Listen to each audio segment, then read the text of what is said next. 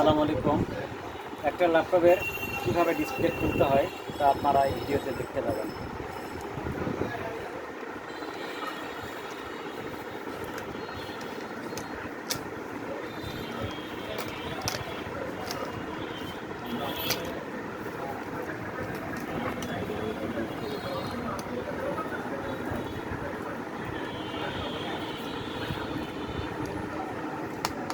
ল্যাপটপের প্রথমে চারটা নাট থাকে, নাটগুলো খুলতে হবে।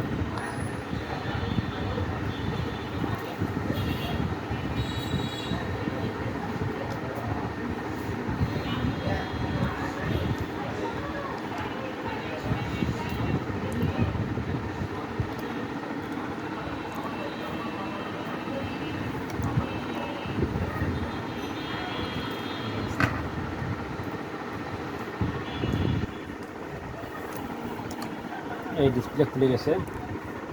এটা এখন আমরা পরিবর্তন করতে চাচ্ছি, যার কারণে মডেল নাম্বার নিচ্ছি। মডেল নাম্বার দেবো, এরপর কোম্পানিতে পাঠাবো, তো কোম্পানি আমাদেরকে আরেকটা ল্যাপটপ ডিসপ্লে দিয়ে দেবে।